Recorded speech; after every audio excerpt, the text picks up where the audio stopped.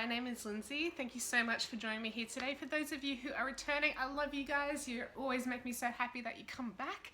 And for those of you who are brand new, I really hope that this content is helpful and inspiring. And if it is, I would ask that you maybe like, subscribe, share, comment, all those things. It really helps the YouTube algorithm know that you guys like it, and then it will show it to other people so that they can find out that they like it too.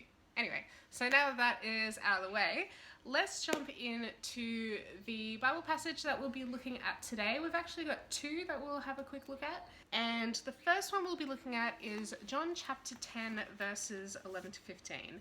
So this is just after Jesus has been talking about how he is the true shepherd, how he is the door for the sheep, that like the thieves can't come in and destroy. He is the true shepherd. And he says in verse 11, I am the good shepherd. The good shepherd gives his life for the sheep. But a hireling, he who is not the shepherd, one who does not own the sheep, sees the wolves coming and leaves the sheep and flees, and the wolf catches the sheep and scatters them. The hireling flees because he is a hireling and does not care about the sheep. I am the good shepherd, and I know my sheep, and I am known by my own. As the Father knows me, even so I know the Father, and I lay down my life for the sheep. So that's our first passage. That's John chapter 10, verses 11 to 15. So this is a passage that has kind of been brought to my attention in the past week or so, and I've been really reflecting on it, and as I've been going throughout my day, I've been really praying to become like this good shepherd. For those of you who haven't already picked it up, in the past couple of months I have been asked to fulfill a new ministry position here in Brisbane, and every time I've been given a ministry position I have grown in some new way. And in these past couple of weeks that I've started this job, God has been really speaking to me about taking full ownership of the role and reflecting him in the way that I conduct myself in this position. He's given me essentially a flock of young people, specifically that he has given me, that I'm supposed to be looking after and guiding and growing spiritually under his guidance for me. But if I just have the attitude towards this job that it's just another job, it's just another way to make money that I'm pretty good at doing, then that would be me considering myself as a hireling, somebody who's just there for what I can get out of it.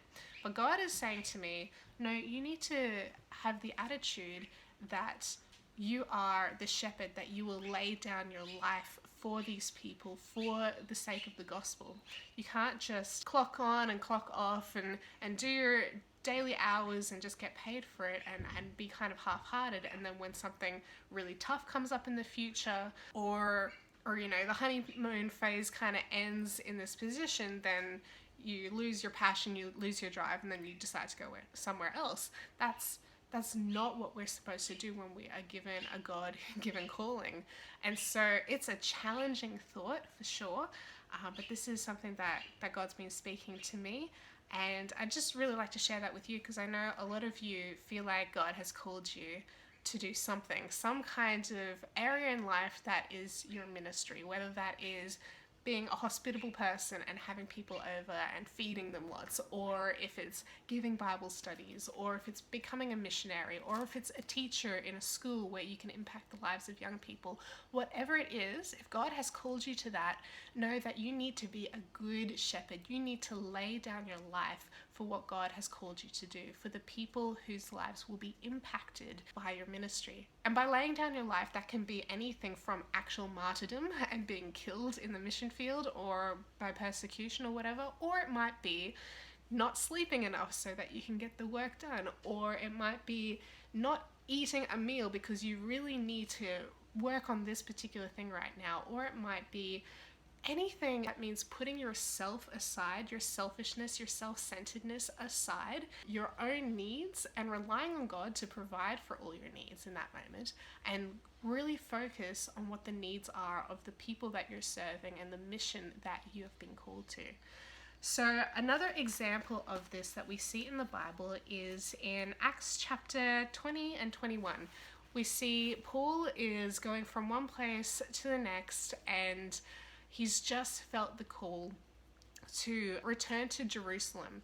And every step along the way, he seems to encounter people who tell him, you shouldn't go to Jerusalem. If you go there, you're going to be bound up, you're going to be beaten, you're going to experience a lot of persecution. And Paul says, look, this is a vision from God. This is what he's told me I have to do. Like, why are you trying to break my heart by like bringing up all the hard things that are going to come? I know that kind of stuff can happen. I know it probably will happen, but this is what God has called me to do. And he full on decides, look, I am gonna go. Whatever God has called me to do, I'm gonna do that. And that's the kind of attitude that each of us need to have. Wherever God calls us, we need to full on lay down our lives, knowing that we will probably be heading towards our death, perhaps even, but really committing to the calling that God has given us.